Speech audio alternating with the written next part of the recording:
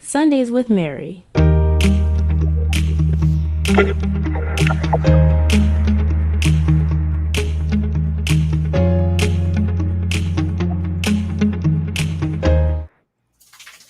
Hey there. Hello. Michelle, how's it going? It's going pretty well. Okay, so this is something new, and I figured it'd be fun and informational. I have a cup of my tea here. I have a rather large cup of tea here. What kind of tea is it? This is, I have a tea of the Mother Club, so I have a subscription for tea. Yeah. And it's orange peel black with a black tea. You can't hate orange peel in anything as far as I'm concerned. You can't. Okay. Or anything lemony or citrusy, throw it in tea. We're good. Yeah.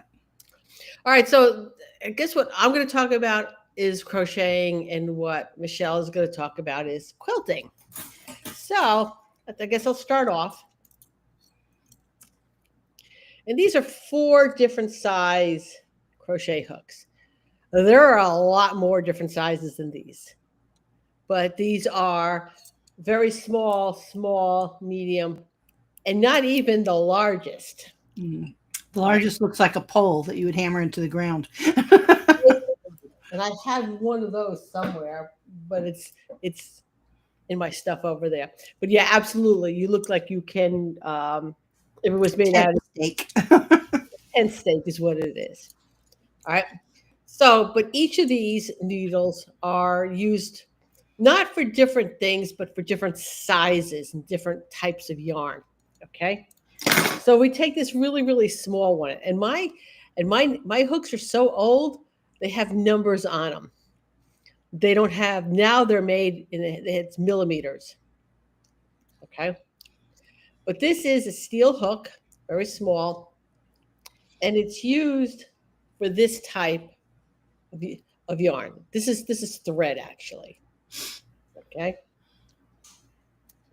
You can also use it on something a little bit larger. This is like for baby blankets, this type. But going anything thicker than that, it's not really going to be very good. Then we have a smaller hook. And for example, I'm making a blanket for my grandson. And I'm going to use the biggest hook I have, which is why my biggest hook is actually not here. Because the bigger the hook, the bigger the stitch. You're still using the same amount of yarn to make whatever length you're doing. It's just you're going to make it quicker with a larger hook. So this one here, this one is an E. All right. And yes, I can use this with the baby yarn. I can also use it for something just a little bit thicker. Okay. Then we're going to go up. This one is an I. Okay. And for the first 2 that I showed is really not, you really can't use this or this effectively. It doesn't work well. However, I can use this type of yarn, and I can go a little thicker with this type. This is, if you go to Michael's, has a great selection of yarn, by the way. Not a huge selection, but a really nice selection. And I look at this type of yarn as standard. So if I'm telling anyone to get standard yarn, this is the type I'm talking about. What weight is it? The weight on it is, good question. It's 11 ounces, 15 ounce. Hold on. It doesn't give me a weight.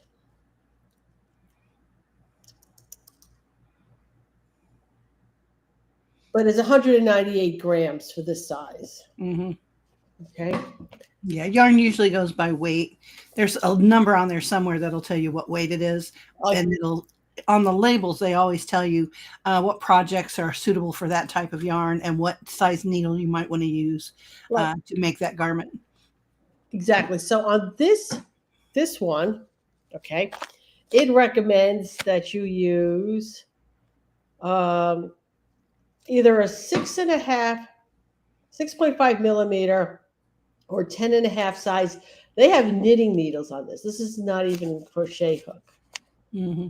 But I would use for this size here, what they're saying is a 10.5 needle, a knitting needles. It's an eye hook. Mm-hmm. Okay. I'm looking for anything else. All right. So it says medium 4 on it. Mm-hmm. And a lot of times too, if you take the label off and make a skein out of it, like re-roll it so that it can be usable, they sometimes have patterns on the inside of those Oh, labels as yes, well. they do. In fact, it says yes, if you could Can you tell I've done this before? you can see the pattern right there. Right, right. This one though still has a label on it. Okay. It also tells you what type of yarn. Like this one here Right. is 40% acrylic. And I'm sorry, 40% nylon, 60% acrylic. Mhm. And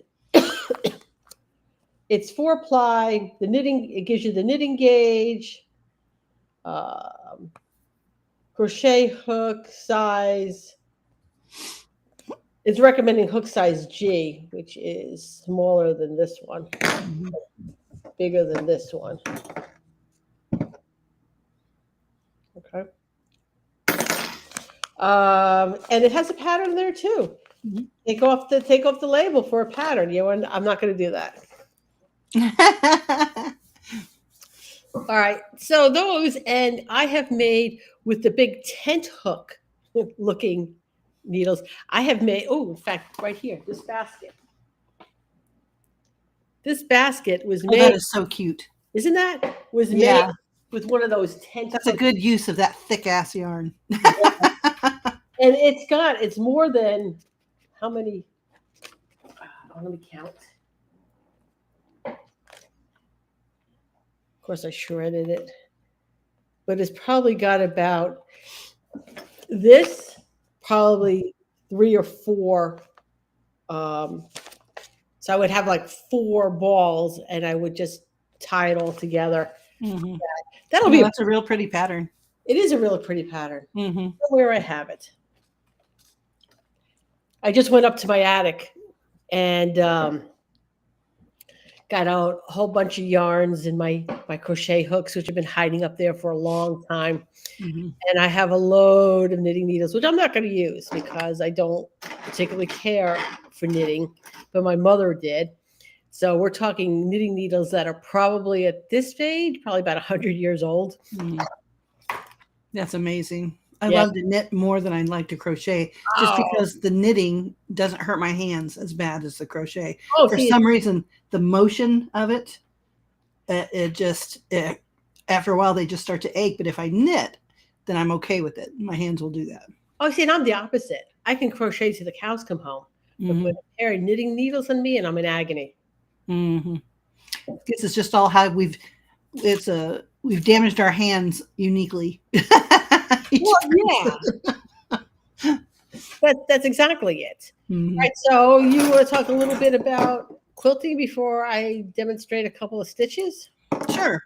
Um, I guess I just got into quilting. I'm like Mary. I delve into a lot of things just to try them out to see if I like them. And I've crocheted and knit, and I still do dabble in that. But I really love quilting. And the way I got into it was I wanted to make a pair of pants by hand. And I still don't have a pair of pants.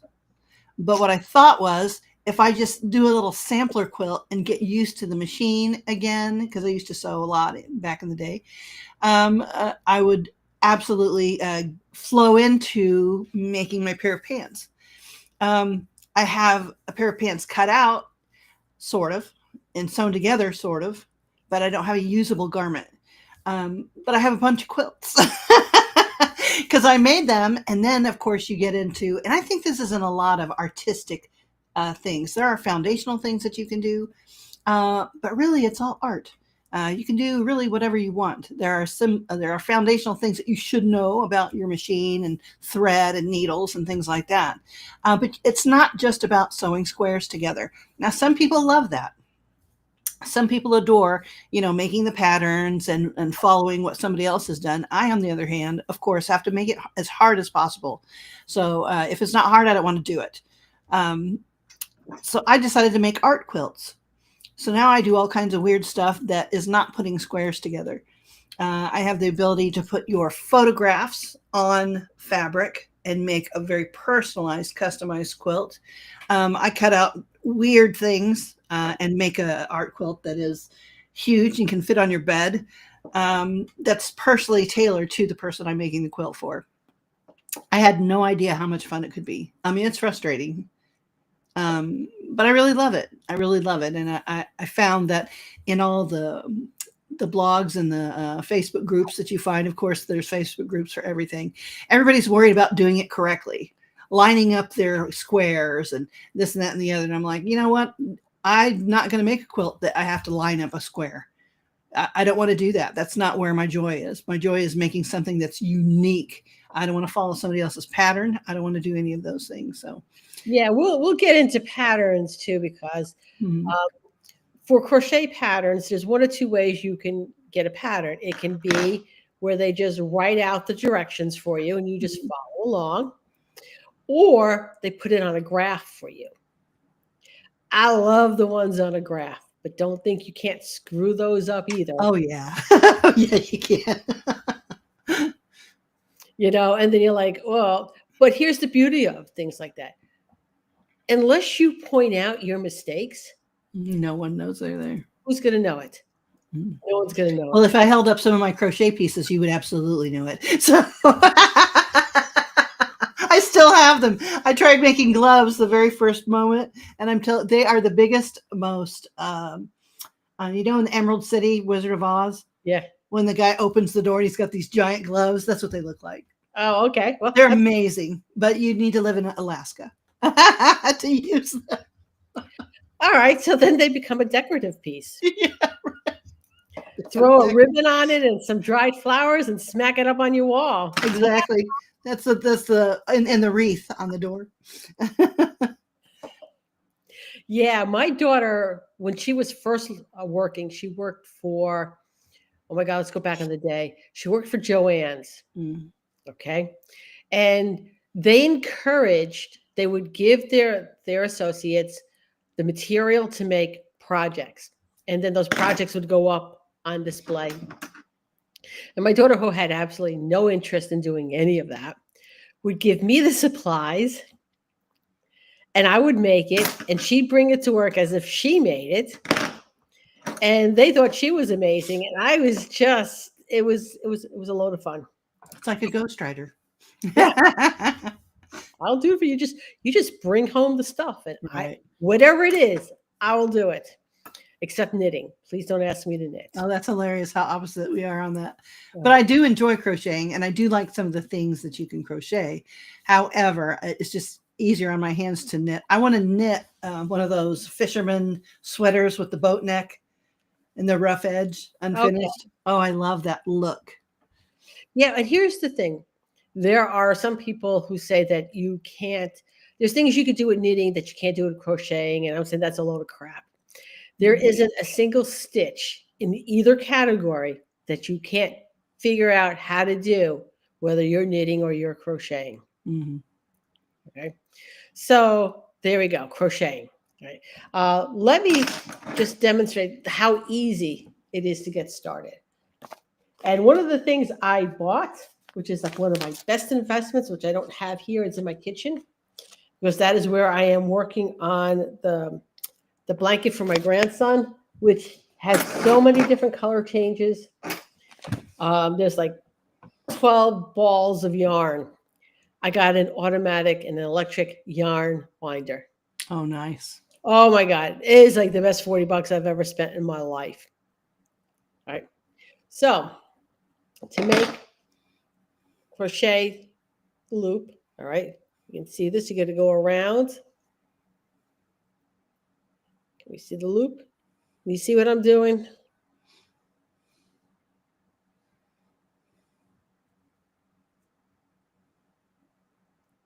Just making a little loop there. So basically you're making a slip knot. Making a slip knot. Thank you. Mm-hmm. Okay. So to chain, everything starts with a chain in crochet. You got to chain something. And I'm not going to go into magic circles. That'll be for another time. But you got to chain something. So a chain is very simple. You're just pulling the yarn through the slip loop. So that's 1, 2, 3, 4, 5, 6. And don't do these tight. They've got to be loose. Okay. Beginner's mistake. Beginner's mistake. Because you can't push that needle through that hole once you go back to loop in the rest. Yeah, loose. 6, 7, 8, 9, 10. Okay. So that's 10 chains. When you are chaining something like a blanket and it calls for you to chain like 200 chains, get some sort of markers to keep track, because it gets really old going back when you're up to, I don't know, like 150, and keep going back and having to count because you didn't mark them. There's these awesome little things that are kind of like safety pins, but they're not. They come in all kinds of colors, and you just stick them in there, and then they clip just like a safety pin, and they are a little holder. They come in packs of 10, packs of 20, packs of 100, whatever. But those are very valuable for keeping your place in crocheting and knitting. All right, so I've crocheted 10 here, but the pattern calls for 10 single crochet stitches, but I have 10, so I'm going to go 11. And then right into that last one, the 10, I'm just going to go through that loop, which I made loosely, pull the yarn through, and that is a single crochet. Okay. Now the pattern is going to call for me to do a half double crochet. Okay. So I'm going to wrap the yarn around it once, go through the next loop, and I'm going to go through all 3 loops. Oops. Oops. That's a half double crochet. You see that? A double crochet is same thing. I'm going to wrap it once around. I'm going to go through the next loop of the chain, pull it through. Now I have 3 loops on here. I'm going to go through 2 and then 2. That's a double crochet. Now I'm going to do a triple crochet, and those are going to be your most common stitches in crochet. Okay. So triple crochet is I'm going to wrap twice around. I'm going to go through, pull it through once, so now I have 4 loops. Go through 2, go through 2, go through 2. That is a triple crochet. And now you have a big triangle on the end. Triangle. Okay. Now the other thing is, so I started off with a single crochet. Okay.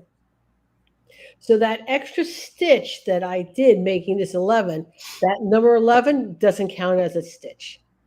But I want to do a half double crochet as the first one. So I'm going to do 2. All right. So now I have 12. All right. These 2 here is going to be my first half double crochet. Okay. So then I'm going to go into the third one.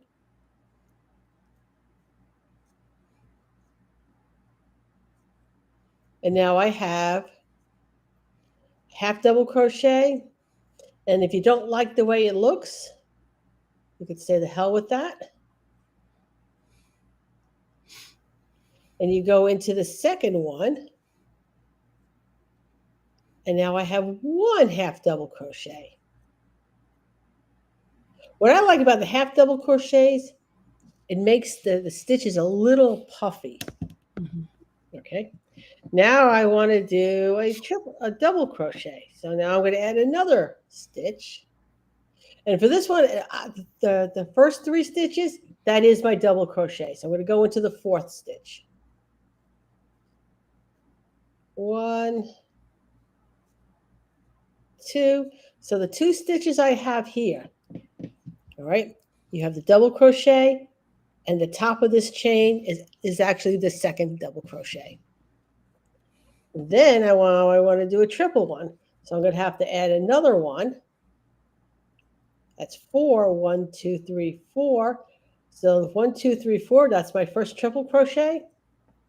We're going to the fifth chain and two and two. So those are your beginning stitches. And with those stitches, you can make anything. Mhm. And then you can learn all kinds of stitches that make the texture. If you Yep. want popcorns, if you want, what do you call them, cables, all kinds of different stitches. And the way the stuff's woven together, sometimes it makes a pattern in the yarn itself. Yep. Yeah, and I wish I had something handy. Oh, wait. No, I don't. I don't think I do. Nope. Nothing here in my office. You know, my new tangent that I'm going to work on that I haven't done at all ever is a basket weaving kit that I'm going to Ooh. do. So that's going to be really interesting to see how that goes. All right. So when you get your basket weaving kit, we'll have to get you back on so you could do a demo. Right. Yes. We'll All do right. one as I'm beginning, and we're going to laugh at all the mistakes, and then we'll see how it turns out. Well, I think that's the whole point. I mean, I had not crocheted. I mean, this stuff was sitting up in my attic, and I Mhm. had not crocheted for a really, really long time. And so I'm finding patterns and stuff like that. And the first thing I made, okay, was a blanket for my grandson. Mhm. And it was a graph pattern. And it took me a little while to get back into the swing of things. Mhm. And here's another thing, too. If you're using different types of yarn Mhm. in a project, you may have to keep the same size. You may have to use different needles. Mhm. I've seen people even crochet ribbons that look amazing, but usually that's more 3D stuff. But yeah, crocheting ribbon and all kinds of different materials. You can try all kinds of things. People, we tend to, in general, get stuck in a box. Like, okay, it has to be this way. Am I doing it right? You may invent a whole new technique that no one's ever heard of. So just by a mistake or looking at it a different way. And it's all art. It's supposed to be fun. It's supposed to be your creative side. And you should never say, oh, well, I didn't do this part right. I didn't do that part right. Unless your basket can't hold a vegetable. Um, depending. It should serve its function. Yeah, but then again, you put some crystals into it, and now it becomes a decorative piece. It's Mm-hmm. fine. Mm-hmm. Right. So you could spend a lot of money doing this. Anything. Yeah, absolutely. When I tell you I have hundreds of knitting needles, I am not kidding because my mother loved to knit. So, and then one of my clients who worked for a company that made yarn and needles, and she gave me a stack of knitting needles. I'm like, but you know what? I prefer crochet hooks. Mm-hmm. Take them anyway. So I have a lot of knitting needles, Mm-hmm. right? And while I might be bullied into getting rid of some of them, I'll never get rid of the ones that were actually my mother's. Absolutely. Yeah. You should crochet a basket and put something to make it stiff and then display all those knitting needles. Well, that would be the tent hook crochet hook. And absolutely can make something fair. And I then you mean, can see you could be where they give you joy instead of package it away. That would be a really neat piece, I think. I think so too. I got to finish two projects though. I hear you. I got my grandson who is going to a college in Texas, Mhm. and the mascot is a pirate, and the colors are yellow and black. So I'm making him a pirate ship blanket. And yeah, it's big. I'm hoping to have it done before I see him for vacation. Um, but I got to finish that. And my daughter wants a shawl, so I've got to finish that. And then once my other granddaughter sees the blanket her two brothers are getting, the order will go in for where the hell is my blanket. Mhm, mhm, mhm. So I'll get to it. Though honestly, baskets really don't take long to make. Yeah, they don't. except if you make a corded basket, which I did make, and it's at least 28 inches in diameter, like huge. I made a huge one. When you can buy one of those stinking things for like $16 at the store, but I had to make one because if it's not difficult, I don't want it. Right. So $16 in the store. How much did you spend on the yarn for it? Ridiculous. The cording cost me, I don't know how, like over $50 to get it the size that I wanted. And it has a handle, it has two little handles on the sides, and the bottom of it, just the bottom, and then the first 3 inches on the bottom have a pattern, and then the rest is just the cording. But man, that was a hassle to make. But I do have it, and it's holding the ends of my quilts. So I have all my scraps and stuff in there to make a scrap quilt or something. Hey. Hold on, I'll go get it. You can see what I'm talking about. Please get it because now I want to see it.